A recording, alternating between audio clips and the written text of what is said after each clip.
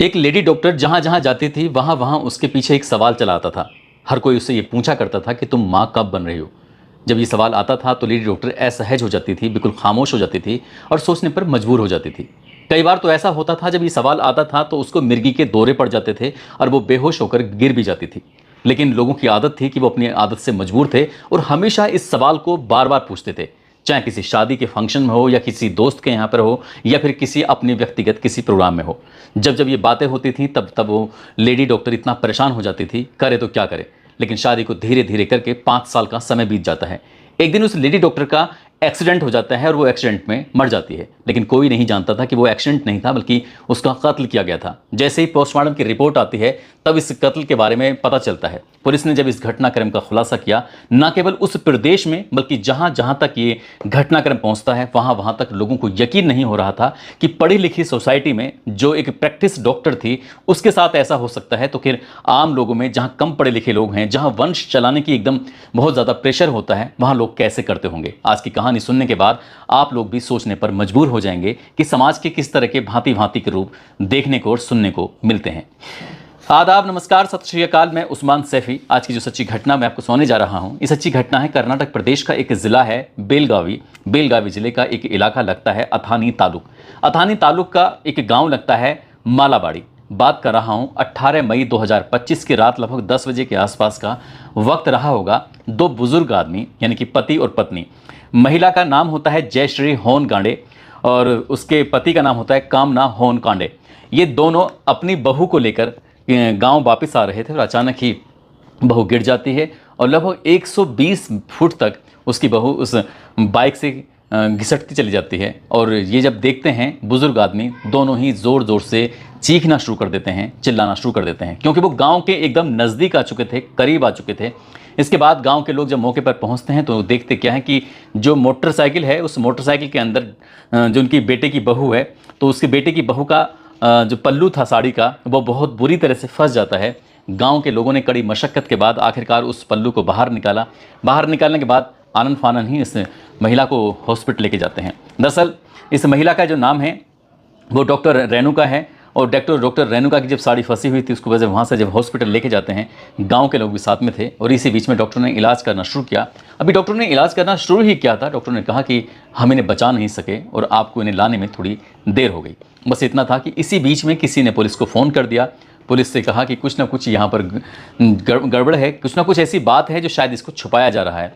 दोनों बुजुर्ग आदमी जो उस लेडी डॉक्टर जिनके रेणु का नाम था, उसके सास और ससुर दोनों मौके पर मौजूद होते हैं। इसका जो पति होता है वो मैकेनिकल इंजीनियर है, लेकिन महाराष्ट्र के सतारा में रहकर नौकरी कर रहा था। उस तक ही खबर पहुंचाई जाती है तो वो भी रोते हुए बिलखते हुए मौके पर पहुंच जाता है।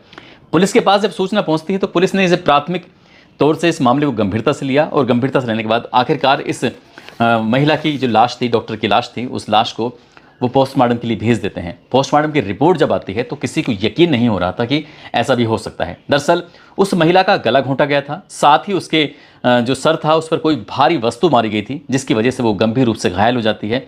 लेकिन जैसे एक बाइक से वो घिसटती चली जाती है, उससे भी चोटें आई थी, लेकिन जो दो चोटें थी, एक तो गले को दबाने वाली और दूसरी चोट जो उसके सर पर कोई भारी वस्तु मारी गई थी, यहीं से पुलिस को कुछ ना कुछ शक हो जाता है। अब इसके बाद पुलिस ने इस मामले में जाँच पड़ताल करना शुरू किया और जाँच पड़ताल के नाम पर सबसे पहले जो उसकी सास होती है जयश्री होनकांडे, साथ ही उसके जो ससुर होता है जिसका नाम कामना होता है, कामना होनकांडे, इनको पुलिस हिरासत में लेती है, इनसे बातचीत करना शुरू कर देती है। इनसे पूछा जाता है कि आखिरकार जो सच है वो सच बता दो, क्योंकि जैसी कहानी आप लोगों ने सुनाई थी वो कहानी में कहीं ना कहीं कुछ ना कुछ झोल जरूर नजर आ रहा है, क्योंकि आपकी कहानी और पोस्टमार्टम की रिपोर्ट बिल्कुल दोनों अलग हैं। अब यहाँ से कहानी शुरू होती है। वो बताते हैं कि डॉक्टर रेणुका, जो कि ज़िला विजयपुरा एक जगह लगती है जिला, उसका ही एक जगह लगती है चड़चन, वहाँ की रहने वाली होती है। साल 2020 में उनके बेटे जो कि मैकेनिकल इंजीनियर होता है, नाम उसका संतोष होता है, संतोष से डॉक्टर रेणुका की शादी हो जाती है।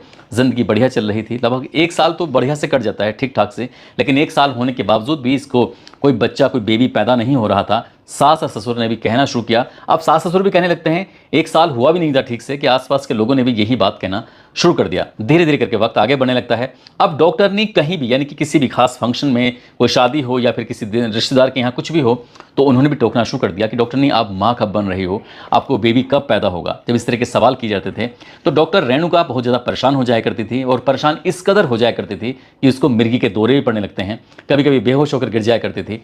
आखिरकार घर वालों की तरफ से भी दिक्कतें परेशानी बढ़ने लगती हैं।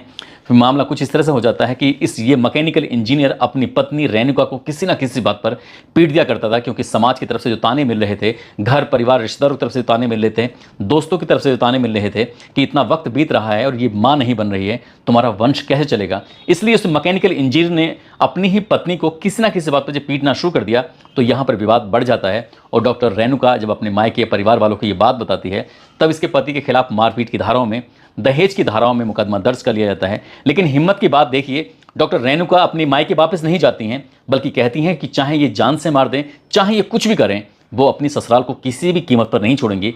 मायके तो उन्हें किसी कीमत पर जाना ही नहीं है। आखिरकार वक्त आगे बढ़ने लगता है।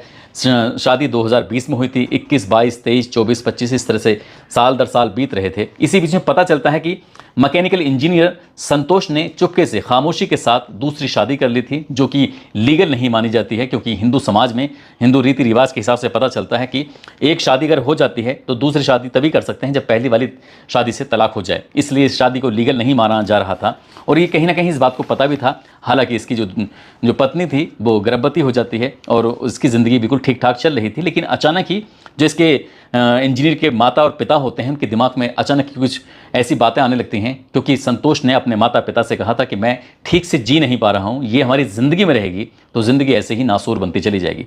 तभी उसकी माता और पिता ने उस एक प्लान बनाया, और पूरे प्लान बनाने के बाद खासकर माँ ने कहा कि अपनी बहू से कि बेटा, यहीं मादा भावी एक जगह लगती है, वहाँ पर एक बहुत ही मशहूर मंदिर है, यदि मंदिर में जाकर हम प्रार्थना करें, वहाँ जाकर मांगें, तो तुम्हारा हो सकता है कि बेबी पैदा हो जाए, सबको ज़िंदगी ठीक ठाक हो जाए।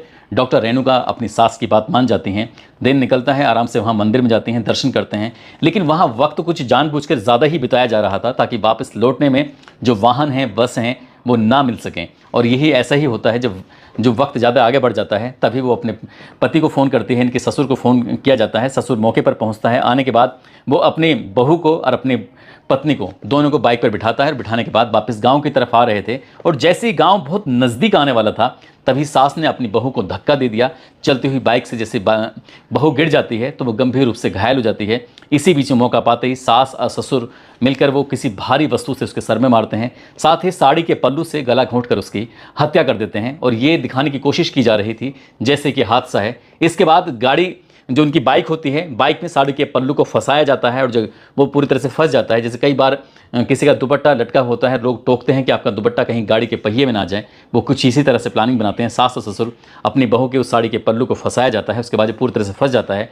तो लगभग 120 फुट तक उस बाइक को ऐसे ही खींच के लेके जाते हैं, और जो बहू होती है वो बाइक के पीछे पीछे घिसटती चली जाती है। और जो पीछे घिसट रही थी, जब पूरी तरह से पल्लू फंस जाता है, तब वो ज़ोर ज़ोर से चीखते हैं, चिल्लाते हैं। उनकी चीख पुकार सुनने के बाद आसपास जो लोगों ने सुना, उसके बाद वो मौके पर पहुंचते हैं और उस साड़ी के पल्लू को किस तरीके से खींचते हैं, निकालते हैं। तब उस बहू को हॉस्पिटल लेके जाते हैं, लेकिन उसकी गला घोंट के तो पहले ही हत्या कर दी गई थी। उसके सर में कोई भारी वस्तु मारकर उसको मौत के घाट तो पहले ही उतार दिया गया था। सास और ससुर पूरी तरह से नाटक कर रहे थे, एक्टिंग कर रहे थे, लेकिन एक्टिंग पोस्टमार्टम में ज़्यादा देर चल नहीं पाती। और पुलिस की जांच में कुछ ऐसे ही खुलासा होता है कि पति के कहने पर आने के बाद सास और ससुर ने अपने ही बेटे की बहू को मौत के घाट उतार दिया। पुलिस ने पूछताछ के बाद इनको हिंडा लगा एक जेल लगती है, उसमें गिरफ्तार किया और जेल भेज दिया। और जब इस डॉक्टर रेणुका के परिवार वालों को ये बात पता चलती है, तब वो विजयपुरा से यहाँ आते हैं और उसे वापस उसकी डेड बॉडी को लेकर चर्चन जगह पे लेके जाते हैं। और चर्चन जगह ले जाने के बाद उसका रीति रिवाज के हिसाब से अंतिम संस्कार कर देते हैं।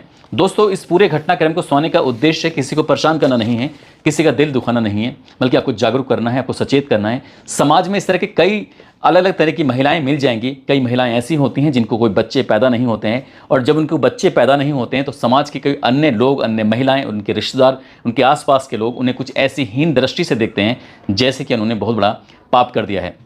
कई बार उन्हें अजीब तरह के ताने मारे जाते हैं, ऐसी ताने जिस तरह के रेणुका को ताने मारे जा रहे थे। रेणुका चाहकर भी कुछ नहीं कर पा रही थी, क्योंकि शायद उनको बच्चे पैदा हो ही नहीं सकते थे, इसीलिए वो शादी के 5 साल बीत जाते हैं और वो कुछ भी नहीं कर पा रही थी। ऐसे ही बहुत सारी जगहों पर जिन महिलाओं को बच्चे पैदा नहीं होते हैं, उनको बेवजह ताने मारे जाते हैं, उनको बेवजह परेशान किया जाता है। यहाँ पर इस तरह से अगर किसी महिला को परेशान किया जाएगा तो जाहिर सी बात है उसके ऊपर क्या बीतेगी, ऐसे ही डॉक्टर रेणुका के ऊपर बीत रही थी।